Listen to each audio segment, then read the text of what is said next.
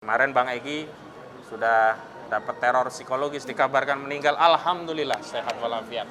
Dikabarkan sakit, alhamdulillah sehat walafiat. Dan doakan kami semua kuasa hukum termasuk prinsipal yang menggugat perkara ini, karena pada akhirnya ini adalah perkara seluruh rakyat agar sehat dan dilindungi oleh Allah Subhanahu wa taala. Ternyata wakil rakyat kita lebih sibuk urusin baliho daripada datang ke pengadilan berhadapan dengan rakyatnya. The Indonesian Legislator of No Service, ya. Jadi legislator atau DPR tanpa servis kepada rakyat. Tidak melayani rakyat. Oleh karena itu, kepada duta yang tadi dikirimkan oleh DPR kepada pengadilan ini, yang kami tahu tidak pada tempatnya mereka untuk menjawab semua keluhan ini, kami berikan mereka semangat untuk menyampaikan kepada Komisi 3, hadir dan datanglah di persidangan mediasi untuk menunjuk bukan kalau perlu, pimpinan DPR semua dan wakilnya harus datang.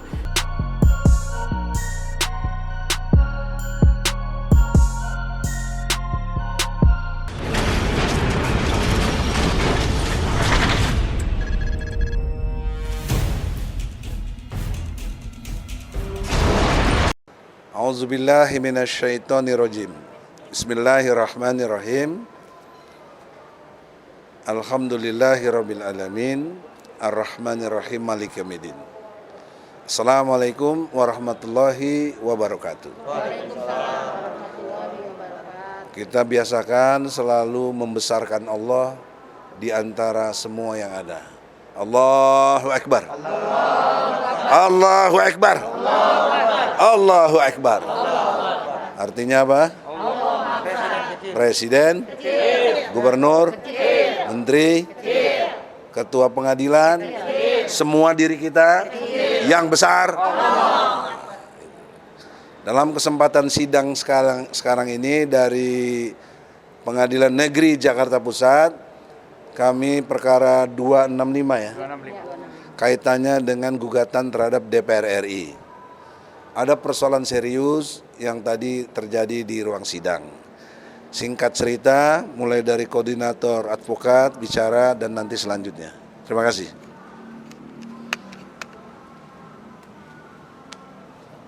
Bismillahirrahmanirrahim. Assalamualaikum warahmatullahi wabarakatuh.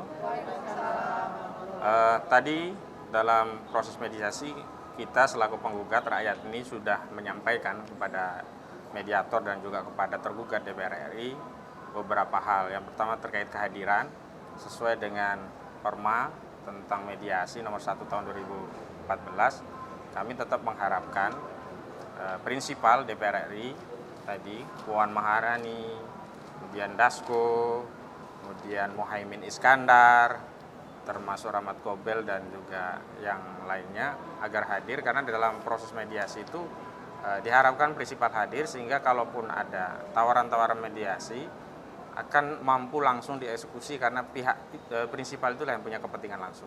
Kalau kuasanya, apalagi ini kuasa substitusi, karena kuasanya Komisi 3 dan disubstitusikan lagi kepada bagian hukum, sehingga mereka pasti tidak punya kewenangan untuk menawarkan atau mengambil tawaran-tawaran mediasi. Udah, secara substansi apa sih yang kita tawarkan? Sederhana saja, DPR menjalankan fungsinya, melaksanakan hak interpelasi, hak bertanya, hak angket, sampai juga hak menyatakan pendapat. Kalau ternyata fungsi-fungsi Dewan ini diaktifkan kembali, kemudian DPR RI menyepakati untuk mengagendakan agenda untuk melakukan interpelasi yang dilanjutkan dengan hak menyatakan pendapat terhadap disfungsi eksekutif yang dilakukan oleh Presiden Joko Widodo, yang dalam perkara lain, perkara 266 juga kami gugat, maka sebenarnya kita juga bisa menginsyafi dan mencabut perkara ini, karena tujuan kita hanyalah untuk memfungsikan kembali parlemen. Nah, tadi kami sudah menampaikan dan dari DPR juga belum bisa memberikan kepastian, sehingga tadi ditunda untuk sampai tanggal berapa tadi Bang? 19 begitu. Itu saja dari saya selaku koordinator, dan tentu kami mohon dukungan karena ini perjuangan yang berat. Kemarin Bang Egy sudah dapat teror psikologis, dikabarkan meninggal, alhamdulillah sehat walafiat. Dikabarkan sakit, alhamdulillah sehat walafiat. Dan doakan kami semua kuasa hukum termasuk prinsipal yang menggugat perkara ini, karena pada akhirnya ini adalah perkara seluruh rakyat agar sehat dan dilindungi oleh Allah Subhanahu wa taala. Takbir. Assalamualaikum warahmatullahi wabarakatuh. Prinsipal mulai dari silakan. Singkat silakan.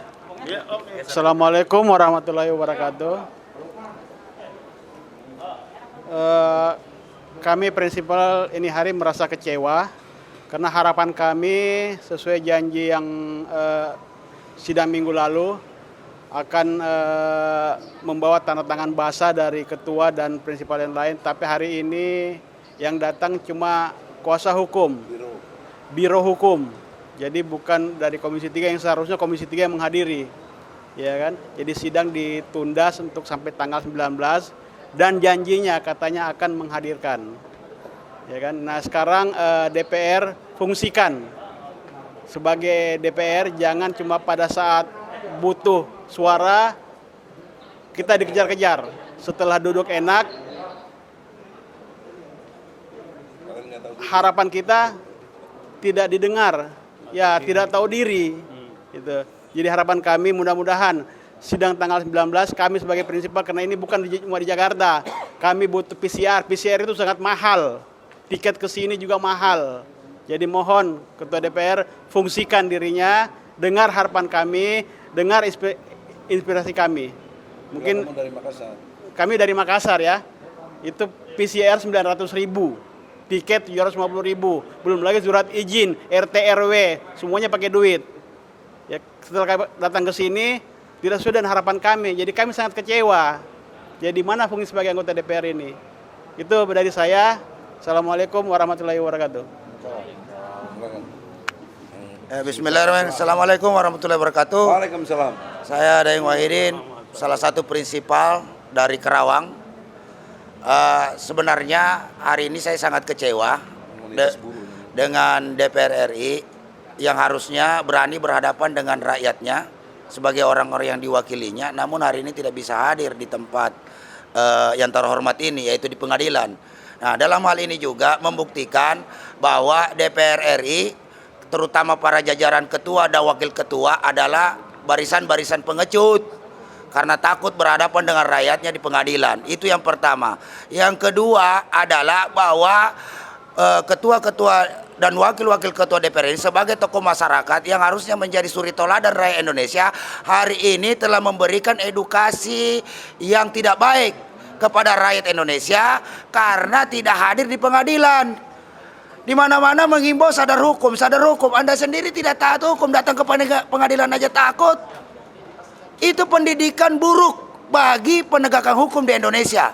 Seharusnya Anda sebagai wakil rakyat berani datang berhadapan dengan rakyat. Yang ketiga adalah ternyata wakil rakyat kita lebih sibuk urusin baliho daripada datang ke pengadilan berhadapan dengan rakyatnya yang hari ini menggugat karena sudah kelaparan.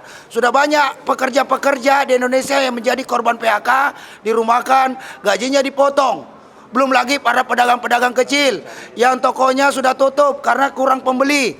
Tidak ada modal lagi untuk dipakai.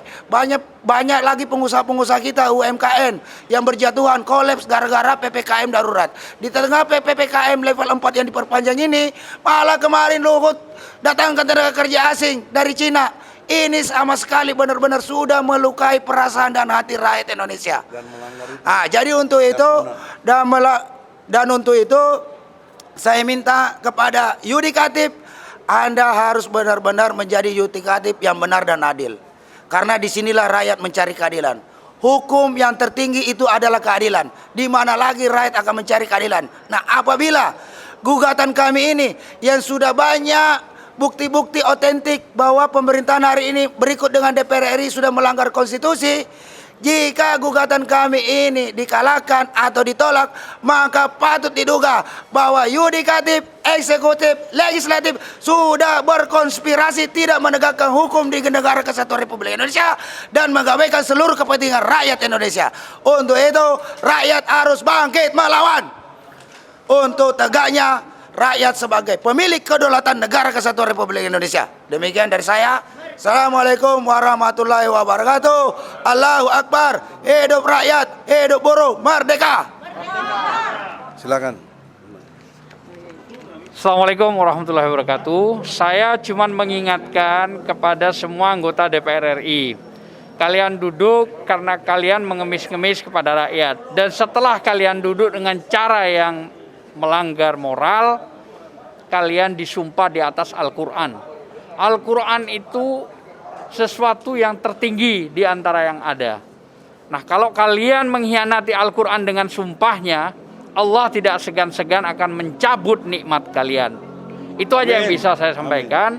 Dan mudah-mudahan kalian sadar bahwa Al-Quran itu kalamullah yang memiliki arti cukup luas. Dan jangan kalian sia-siakan Al-Quran di atas kepala kalian dianggap itu sebagai lukisan biasa. Ingat, hati-hati, dan rakyat menunggu kehadiran kalian untuk fight di dalam sidang nanti tanggal 19. Kalaupun ada Komisi 3 yang mau hadir, kami tunggu. Mari kita berargumen, fight secara hukum, walaupun masih dalam proses mediasi. Terima kasih. Wassalamualaikum warahmatullahi wabarakatuh. Lawyer kita.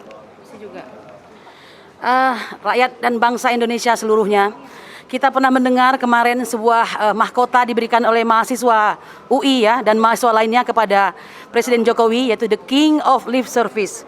Dengan kondisi sidang pada hari ini ya, dan sangat mengecewakan, saya khawatir nanti ada istilah baru ya, the Indonesian Legislator of No Service ya.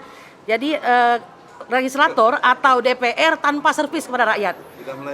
Tidak melayani rakyat. Oleh karena itu, kepada duta yang tadi dikirimkan oleh DPR kepada pengadilan ini, yang kami tahu tidak pada tempatnya mereka untuk menjawab semua keluhan ini, kami berikan mereka semangat untuk menyampaikan kepada Komisi 3, hadir dan datanglah di persidangan mediasi untuk menunjuk, kalau perlu pimpinan DPR semua dan wakilnya harus datang untuk menjawab semua kepedihan dan kesakitan rakyat hari ini. Ya, Anda pernah mengemis kepada kami, hari ini kami tagih tugas Anda. Saya kira demikian, harap datanglah karena ini adalah rumah rakyat. Demikian ya, terima kasih. Selanjutnya? Ya, bilang Humas. Saya tidak banyak. Saya cuma merakami dan saya mewakili semua prinsipal, mewakili rakyat. Sangat terenyuh ya atas peran DPR RI sekarang ini. Ya.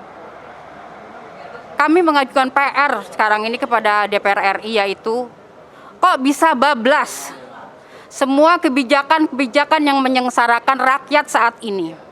Banyak sekali kebijakan-kebijakan yang menyengsarakan rakyat di bidang ekonomi khususnya. Ya.